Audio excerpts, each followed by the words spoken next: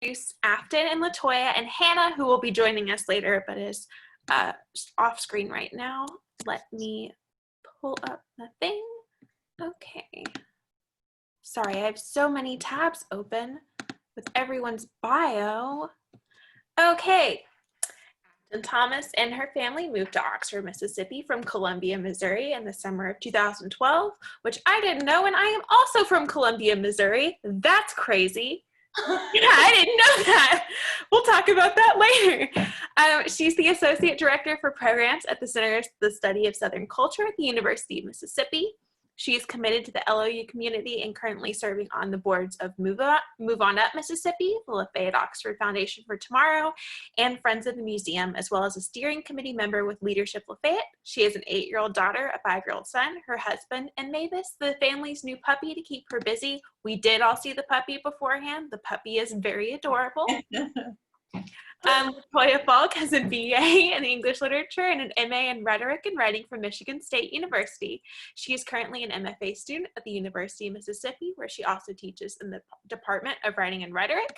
She's also a Square Books alum. Thanks, Latoya. Missed working with you.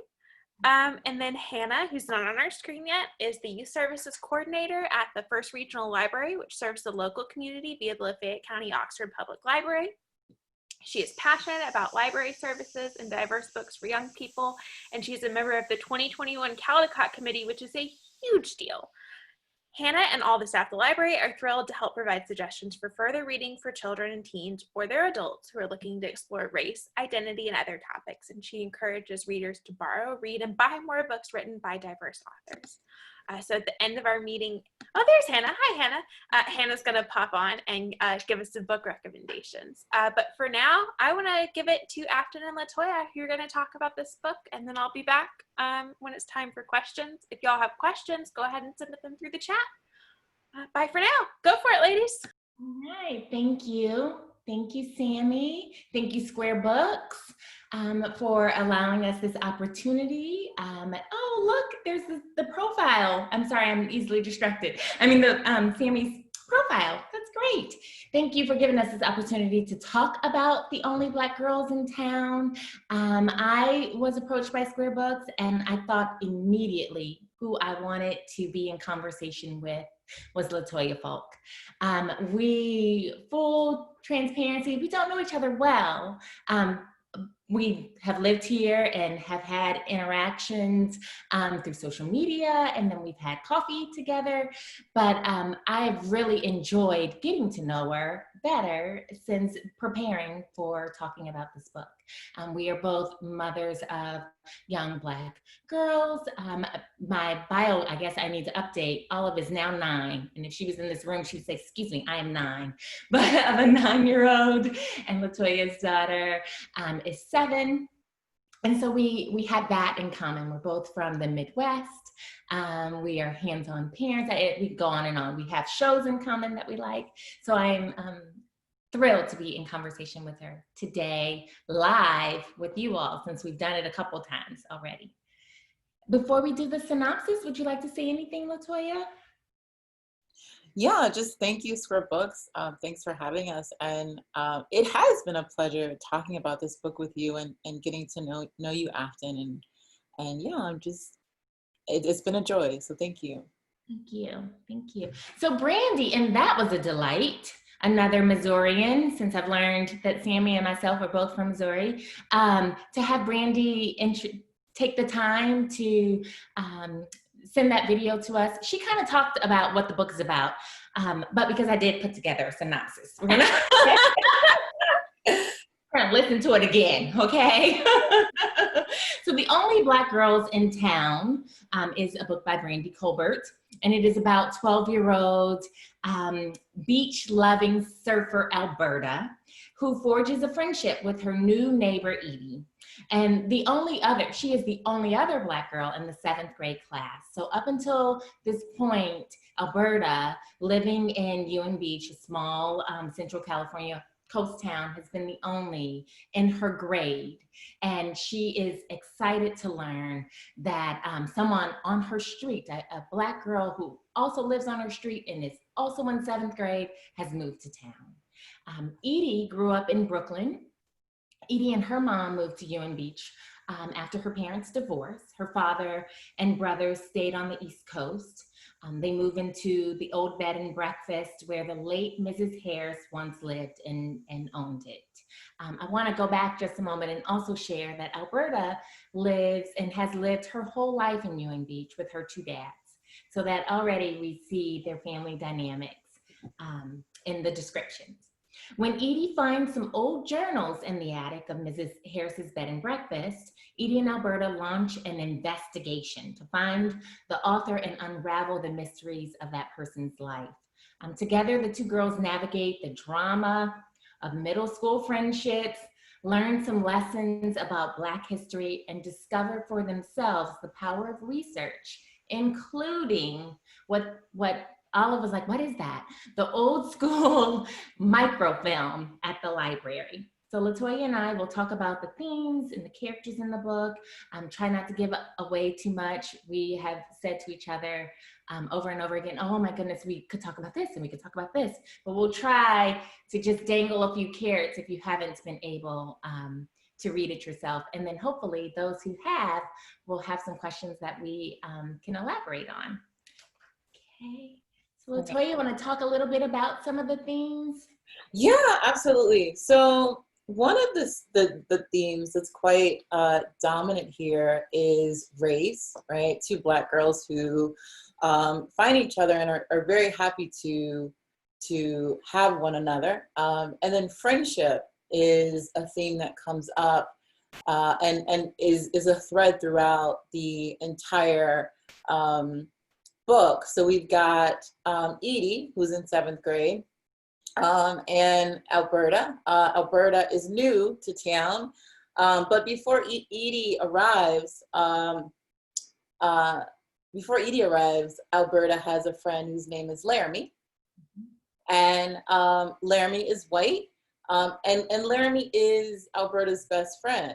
And so when Edie arrives, there's a disruption that happens in their friendship, and I won't give too much away, but that disruption leads to Edie and Alberta being closer, and they find these journals in the attic of the bed and breakfast that Edie and her mother have purchased. And from there, what these journals do is that they lead them into an adventure toward trying to figure out who this woman is who's writing these journals. Another theme is, and I think this is really great because I rarely see books that tackle diversity in families. So we've got Alberta, who has two fathers, right? So her dads are partners, and her bio mother comes to visit, and her bio mother or surrogate mother is pregnant, right? And so one of the things that that Alberta is really grappling with is, well, what is this sort of, new baby representing in my life? Because she looks so much like her bio mom, and not a lot like her biological father. And passing comes up, which is a theme. And one other theme that I think is really important is thinking through identity. And thinking through particular racial identity and stereotypes, the kinds of stereotypes that have a way of imposing themselves on identity, because these are two girls who are in the 7th grade and still growing and trying to figure out themselves. And I think that identity and stereotyping are two themes that are sort of really working and pushing up against each other in this book. Thank you. Yes. So I think that is a good segue, talking about those things, into our first reading, maybe, of a scene from the book. You think? Maybe we can stay with that thread of identity and read a little bit from the chapter on posers. Absolutely. So I'm going to read from chapter 13, and I'll give you guys just a little bit of context here. Edie has just arrived to town, and Laramie and a group of friends are talking about her behind her back. And also Alberta is not privy to this conversation, but her and Laramie, because they are friends, begin to talk. And so That's what this scene, the context of the scene is. So I'm gonna read from page 177, at the bottom of 177, and then I'm gonna skip a bit. So I'll start at 177 and I'll go to page 179, and then I'll skip to 187. And this is where Denise, who is Alberta's bio mom, she's in town, and they have a talk about this. And one of the things that I think it is important to know about Edie is that she, wears black, so she is goth. She wears black lipstick. She oftentimes wears, black clothes, excuse me. And in a lot of ways, she's perceived as like not the average, black girl. Like, what kind of black girl is this? Is what the sort of like texture of the conversation between these kids is. So here we go. They were talking about Edie, she says. My eyebrows knit together. About what? Laramie shrugs. Just like they talk about any new kid. But I know Nicolette and Gavin, and that doesn't mean anything good. What did they say, Laramie? Just Nicolette called her a poser. I wrinkle my nose. What's that supposed to mean? Like the whole goth girl from New York thing. It's kind of a lot. What? But that's who she is. You should see her room. I don't think she owns any color that isn't black, white, or silver. Is that really who she is? I mean, I don't know a lot of black girls who dress like that. I freeze. So it's just, what if she reinvented herself to come out here? Reinvent. That's the word Edie used when she was talking about Constance. And I don't think Laramie is right, but I can't help remembering how Edie immediately wondered if Constance had changed her whole look when she moved out here. That's not what Edie did too, is it? She didn't, I say, shaking the thought from my head. I've seen pictures of her with her friends back in New York. Okay, well, it's still a bit strange, the way she looks. And honestly, Laramie, how many black people do you even know? She frowns at me. What's that supposed to mean? So I'm gonna end there, and then I'm gonna move to a scene with Denise and Alberta. And in this scene, Alberta is just grappling with that conversation that she has with her friend Laramie, and really trying to get a sense of what this means, this idea that, like, there's only sort of one kind of black person, and if you're not that, then you're posing or you're being something that you're not. And I think it's also important for us to tell our participants that Alberta is a surfer, right? So how many black girls do you know who are surfers and really dedicated to the craft of it? And so I think that in her own way, she's really, really dealing with, like, what it means for her to love a sport where she is the only one, right, among, her peers who are part of this sport. All right, so here we go.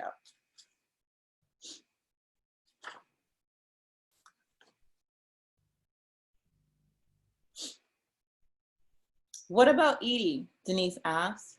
You two seem to get along well. We do, but tonight, Laramie told me Nicolette and her friends were talking about Edie. What did they say? Denise asked, twisting the top onto the lotion jar. That she's a poser. They think her whole look is fake. I'm pretty sure the look on Denise's face is the exact one I gave Laramie at the gallery. Mm-hmm. What would they think? Why would they think that? Because they don't know any black people who dress like her or who like the same things as her. Denise scoffs. You have to be kidding me. That was her reason? I nod again, pulling at a loose thread on the seam of my pajama pants. Denise is quiet for a moment. For so long that I wonder if maybe I shouldn't have said anything.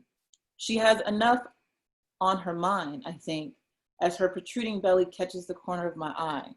But then I feel her hand gently under my chin. When I look up to meet her gaze, she gives me this expression that's somewhere between sadness and smile. I don't know all the facts or everyone involved, she says softly. But I do know that what they said about Edie is not okay. People who say things like that usually haven't been exposed to other races or cultures. And unfortunately, they think it's fine to pass judgment on a group of people they know nothing about. And I'll end there. Yeah.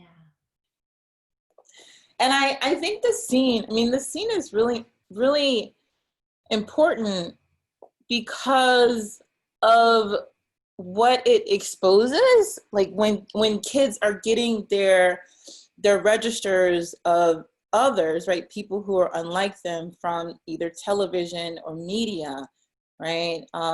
That does play a role in how they, perceive those who are before them, especially if who they see or who they believe the people to be aren't like those they've seen on television. And I think that this also, brings us to bear this idea that Black folks aren't monoliths, right? That like we are not all the same. We are just as diverse as, other racial and ethnic groups. And I think that stereotypes tend to, play out in terms of how kids are relating to one another. And I don't think we all oftentimes think about the ways in which like stereotypes are being triggered in our children's brains as well. So that's why I chose that particular scene. And I love the way Denise handled that. I was thankful that she was at the house to talk with Alberta. Not that her dads wouldn't have been able to talk with her about it, but it just seemed that tenderness of picking her chin up, don't be down. She also extended grace to those children because she recognizes that they are children and that their literal and maybe imagination of what Black people could do or be was limited and maybe to do with where they live and also age. It makes me think about when you say, Latoya, that Black is not a monolith. When it made me think, even reading it and with Olive, my daughter, when I came to know that, right? So growing up in St. Louis, in my elementary school days, it was a predominantly Black space, Black students with a few white teachers, but even the teachers were Black, so it's very Black and white there. And my mother met he's my dad, but my stepdad, and he is West Indian. He is from St. Kitts.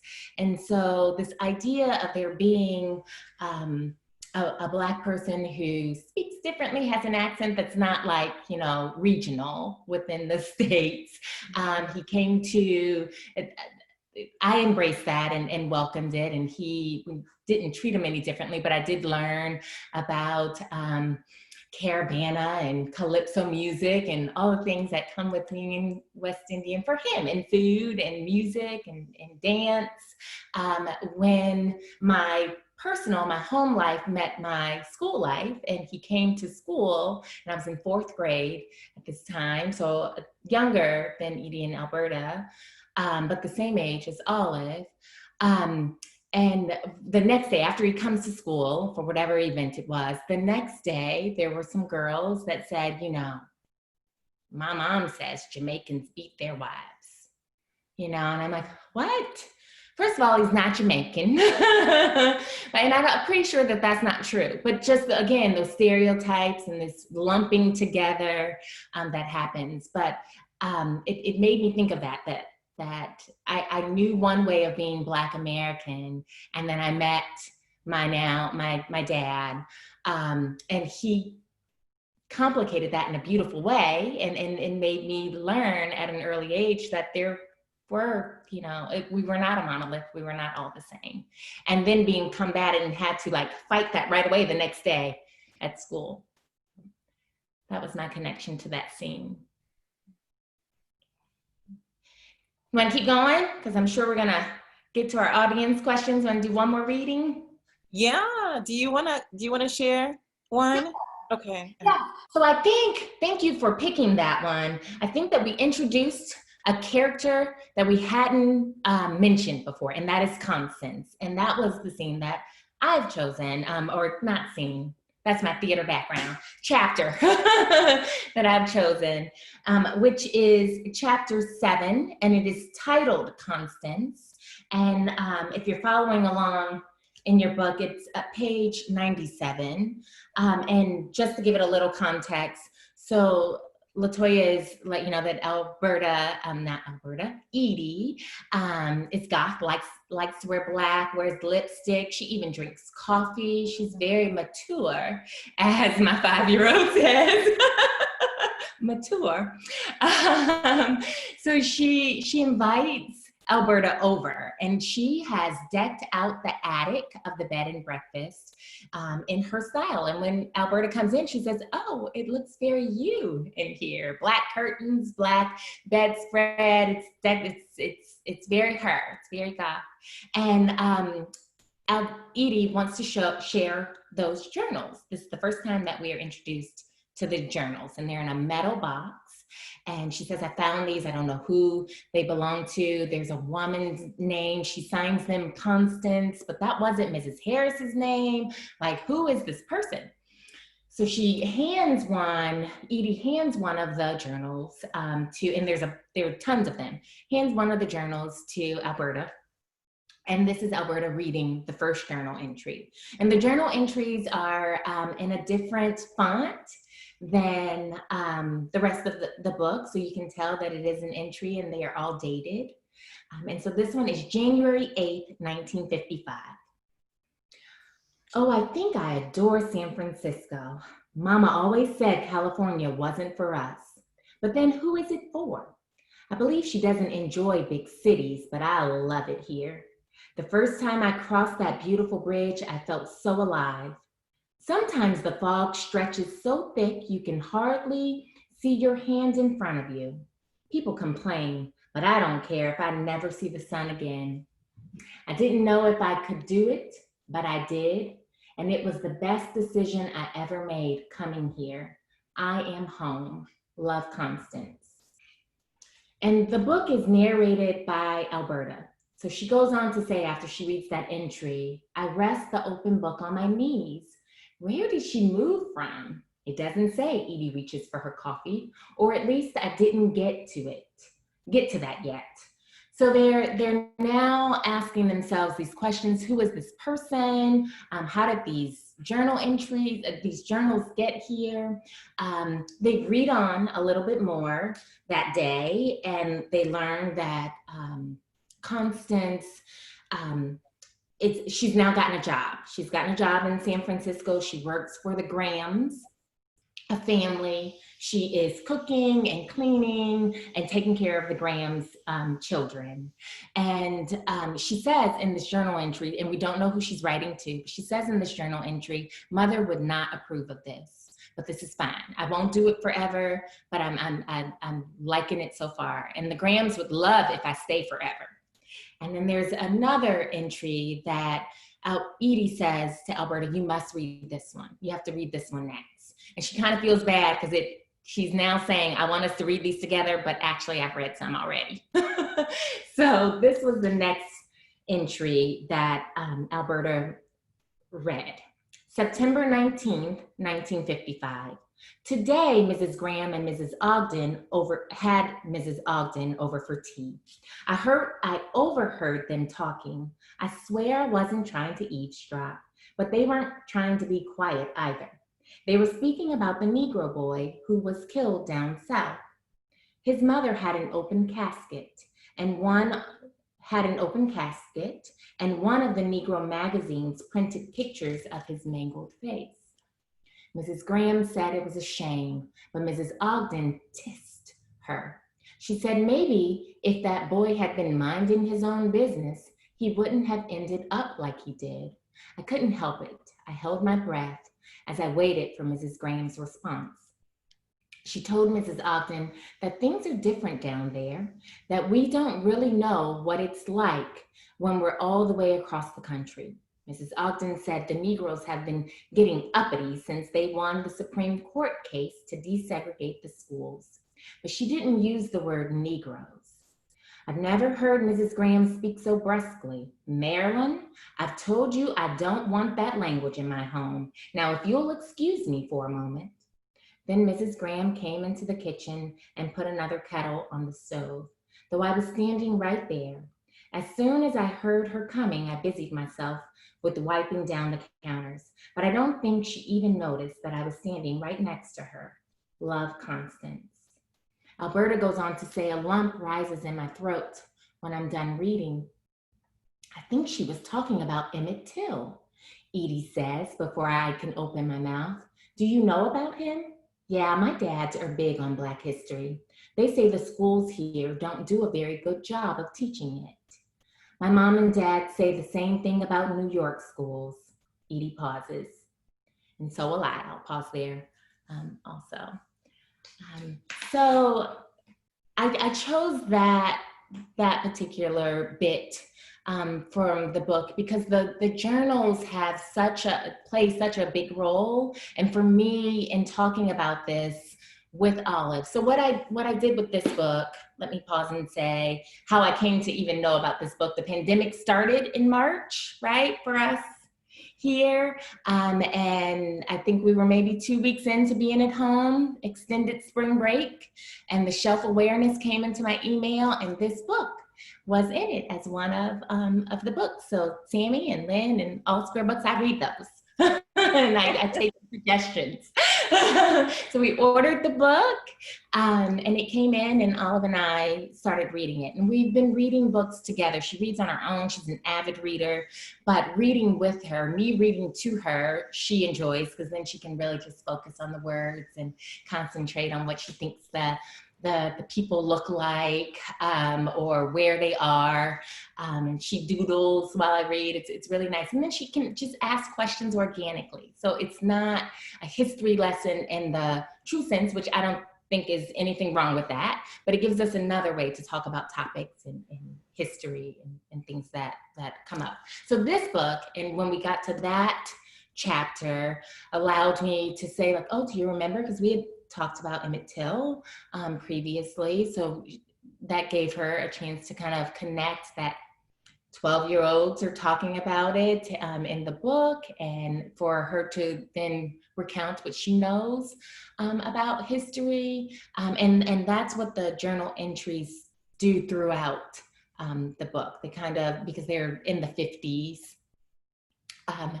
you get ideas of, in language terms like mulatto and passing. And I won't say anything more if you have not read the book, because I'll start giving it all away. But that is why I chose that scene, is because of the history lessons that were involved there. Yeah. I think both our readings are interesting because they lay out the two stories that are threaded together in this book, right? There's the story of Constance, right? Who we learn in the end how she ends up in Ewing Beach, right? And then there's the story of Edie and Alberta, and the families within this, community that are raising children. And I think the ways in which the journals, right, and Constance's stories are threaded together with, Alberta's, we get a sense that these girls are learning about, what it was like to be a Black woman living in the 50s, right? Or what it was like to think about, what it was like to be Black in the 50s, right? So through these journals, Rosa Parks appears, right? And there's talk of segregation and desegregation, and the horrors of life in the South, right, for African Americans, and the length in which these girls go to discover and learn about, who's writing these journals, I think is really important. And you had mentioned this, right? Like the fact that it's pretty admirable to see two girls going to the library right? Outside school, right? Yes. Right. Not even prompted by a teacher, right? Their own self-inquiry, right? That's sort of like, and we talk in like, as a college instructor, I'm constantly talking to my students about self-directed learning, right? And then you've got these girls who are, right, exemplifying that, right? It's the summer. We want to surf. It's almost the end of summer, and they're researching and spending time. It's great. But that they're thriving, right, for more. I think that they've got this feeling that Constance has some connection to them. They have something in common with her, and that they want to know more, and they're yearning for that. So Sammy has come on. I think that's like the bell ringing. You know? We do have a great audience question that I want to make sure we get to. So here it is. Could Afton and LaToya talk about the only Black girls in relation to books that they each read as children? What were the children's books that impacted each of you as younger readers? It's a very good question. You want me to go first? Okay, so I love Little House on the Prairie books. Do you remember those? They had the big collections, and so I mean, what was great about this story, and me and Afton have talked about how this book made us think about our own childhoods, right? And me reading this alongside my daughter, I remember having moments where she would ask questions, and I feel like this book prompted me sharing things about my own childhood with my daughter, but also like reminiscing about my own childhood. So, my grandmother raised me, and we lived in the age where there was like people who would knock on the door. Do you remember those people who would knock on the door and sell you like encyclopedias? And then we had like the little library on wheels in the neighborhood, so there was a woman who knocked on the door and wanted to sell some books, and it was that collection of Little House in the Big Woods, is the Laurel Ingalls collection. And I remember spending a lot of my childhood engaged with those texts. And also the Babysitters Club. I would go to the library and I would consume the Babysitters Club. And so you're talking about like a Black girl who grew up in a predominantly Black working class family, who was reading a lot of books that really did have young white girls as central characters. But I remember those books being books early on that that drew me in, partly because like they were available, they were at my disposal, right? And then as I got older is when I started reading more books by African Americans and other writers of color. But my early ages, it was I loved those Laura Ingalls Wilder books. I still have to process why, but I did. Same with I wrote it down. I was like, okay, so what am I going to say? Babysitter's Club for me. And I don't, and Shel Silverstein, of course, getting a little older, those were kind of early on. Shel Silverstein, I remember having an autographed copy of one. I don't really have, I think that is, and I'm glad my mother is not on this call. I don't really have, I won't say it didn't happen, but I don't have vivid memories of books by people of color. And I think Hannah would say, because there weren't very many, and we're still building that for us. So that is a goal, right? That's something that we want to do with our children now. Yeah, I would agree. I think growing up, I was not exposed to YA books of people of color. And thinking about it now, I'm like, wow, yeah, that's heavy. It really is. So, yeah. I do want to plug the new Netflix Babysitters Club because it is diverse and so inclusive, and just like watching my childhood all over again. They've updated it so nicely. And you guys have young. Olive has watched that. I have not seen any of them. I think Daddy has. Kind of have to kind of peek in. But I'm a fan, and I'm officially endorsing it. I really love what they've done with it. So I think it's time for Hannah to hop on and give us some book recommendations. I will unmute her so she can speak to us. Hello. Okay. Hello, Hannah. Hello, baby Selma. All right. So thank you so much, Afton Latoya. I love hearing you talk and all your insights. This has been such a wonderful conversation. Latoya, that is really amazing. So Babysitters Club, and like I love those too as a kid, and then you look back as an adult, and there's some really, really challenging content in those books. There's blackface, there's the only good Indian is a dead Indian, and I think that's it. It's curious to think about the ways in which we have consumed those messages as children, and how does that impact us.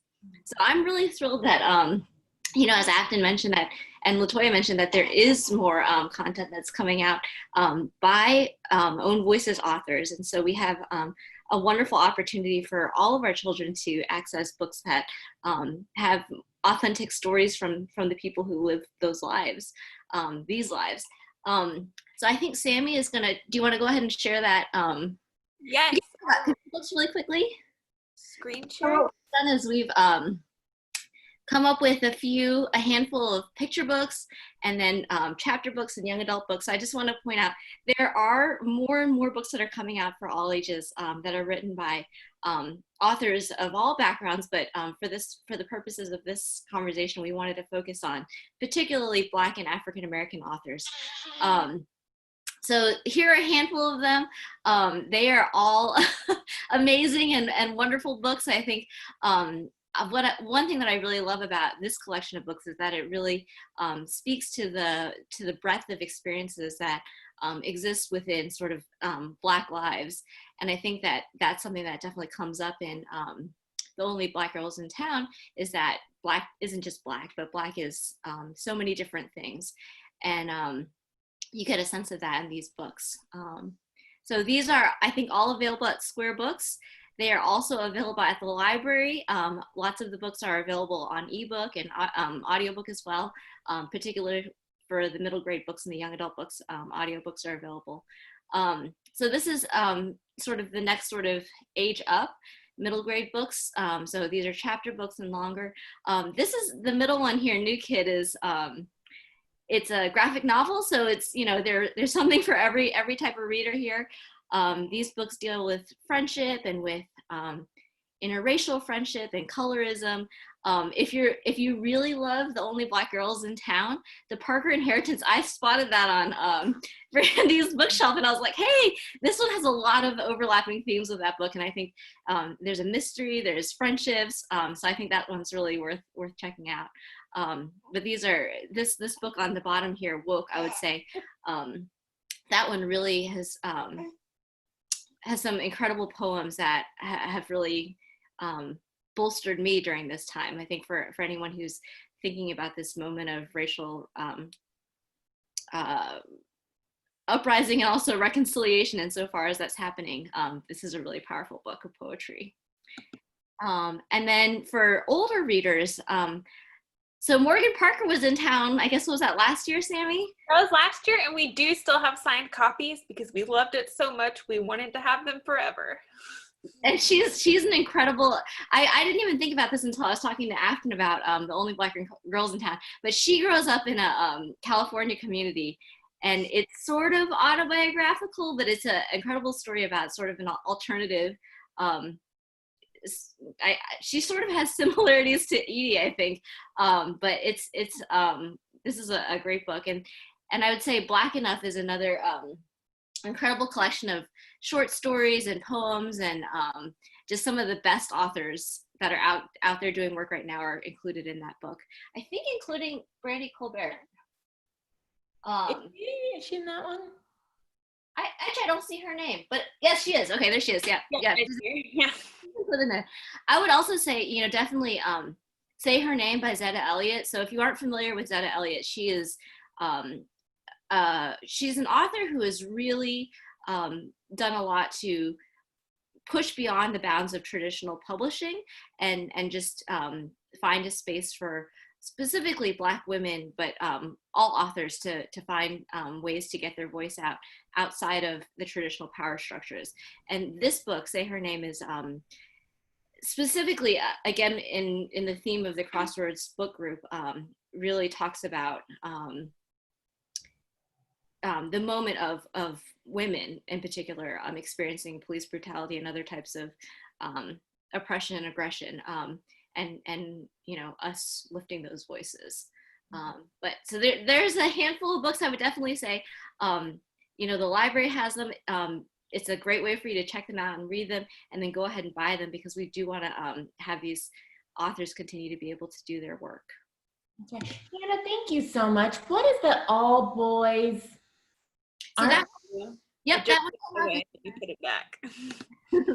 that one came out earlier this year, and that's correct me if I'm wrong, Sammy. It's sort of like a memoir by this George Johnson. I actually haven't read it yet, but it's incredibly powerful. It's gotten lots of rave reviews, and it sort of explores masculinity and gender identity. I can't remember if it's autobiographical or semi-autobiographical, but He calls it a memoir manifesto. I believe it is autobiographical. And a lot of it is about his experience as a queer Black man in America and what that meant to him when he was younger. Latoya, that was one that caught your eye too, wasn't it? Yeah, I actually have. I'm gonna get that one. It just looks really interesting, and I think for me, I want my daughter to really hear queer voices and you know, be able to sort of understand all the ways in which not just race can be represented, but all the ways in which, like, you know, as people, right, we can sort of represent, like, our sort of gendered notions of self. So yeah, I'm actually getting that one. That's going to be the one that I'm going to read to my daughter over Christmas break. But yeah, it did catch my eye. I'll say, for, you know, I recommended this to Afton, even though her kids are pretty young. But Black Enough is like an incredible collection. Because it has so many different short little pieces. There are pretty much like so many authors that, you know, Rita Williams Garcia, who wrote the One Crazy Summer series. It was a Newbery winner.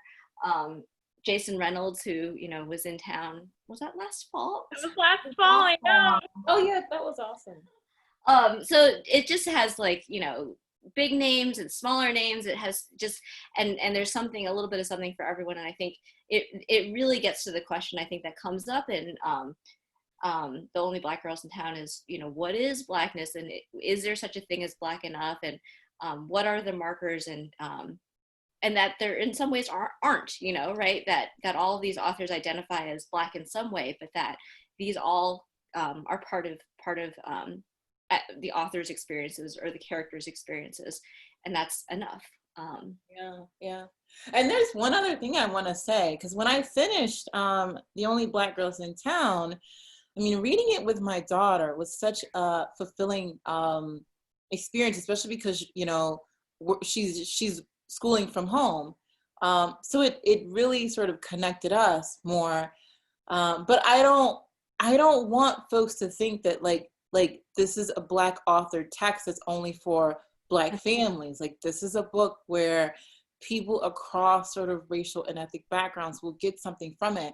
And while I was reading it, I was thinking, oh my God, if I could be a middle school teacher, I would teach this book. And like, just thinking about all the things I would want to talk about with my students, because of what this book triggers in terms of dialogues about, like, just like, you know, self-worth, right? Like, sort of like, there's this moment in the book where, you know, Alberta doesn't feel like she's good enough as a surfer, right? So like, thinking about self-worth and identity, and then like having conversations with young folks about history and how they're sort of like consuming it, and what that consumption is, what it can do for them, right? So I want to reiterate that, right? Because I think about Black movies and folks, you know, saying, well, that's a Black movie, that's for Black people, I don't want to see it. Like, this is a book that's for everybody, all right? So, yeah. I think that point is just so true. And so, you know, I'm here, I'm not Black, right? And Dr. Dean Sims Bishop has this powerful metaphor that books for children in particular are windows, mirrors, and sliding doors. And so the idea being that, you know, so when it's critical that children see themselves in books, right? To your point, Latoya, like that was the same for me growing up. I read all these books where the protagonists were little white girls, and I identified with them, and I had shock sometimes when I looked at myself in the mirror and was not a little white girl. You know, growing up in a predominantly white, I also was in Missouri. But you know, and Latoya, I think you had time in the Midwest, so it's like this thing, you know. Now. So there's that, but at the same time, books also critically provide, you know, sliding doors and opportunities for kids to experience something that's outside of themselves. And I think when white children only experience books that reflect them, they have no opportunity to empathize or see anyone who's not like them as being worthy of empathy or care or humanity. And I think that that's critical for all of us to have access to all of these things. So. And I want to be better. So I've gotten really good, or we have gotten, my husband and I, really good at Black authors and Black stories, but I'm pushing myself to not, those aren't the only additional voices that I want our children to grow up with. So forgive me, Hannah, we are reading it. We read it every night. We love it, but I cannot think of the name of it right now. Which I also saw on her, I saw this on her bookshelf too. It's Front Desk by Kelly Yang. Front Desk. Yes. And so that one is an immigrant story. Yeah, and it's a beautiful story, and Olive is really enjoying it. So thank you. Hannah and I are friends. Hannah needs to be my friend too. I'll be your friend. I will say this. So I know that Allie is our local children's librarian. Yes, and hi Allie, we love you. She is at all of our staff at the local library. So if you're in Oxford or if you're coming from further away, call your library or, you know, Square Books. The staff there are fantastic and wonderful. We will help you find good books because they're coming out and they're, you know, like we can't not have them. I think a lot of us do this thing where it's like, oh, I love Little House on the Prairie. I'm going to give my children Little House on the Prairie. And then you start reading and you're like, oh. And so I think it's definitely worth reaching out to, you know, the library and to Square Books and people who are, and teachers. You know, we have lots of great teachers who are doing this work as well to get the new recommendations of things that are coming out. Yeah, and I do want to say Square Books Junior hasn't been open to the public, but we are open for sidewalk service and virtual appointments. If you come to me and you say, I want this book, or can you recommend a book for me, we can do it, and we're happy to do it. I will get on Zoom with you for an hour, and we will pick out every diverse book in the store, and we will have the best time. So that's available on our website. I want to thank you all so much for this. This has been such a wonderful discussion. And so meaningful, and it's so nice to get to see all of you since I don't get to see you in the store anymore.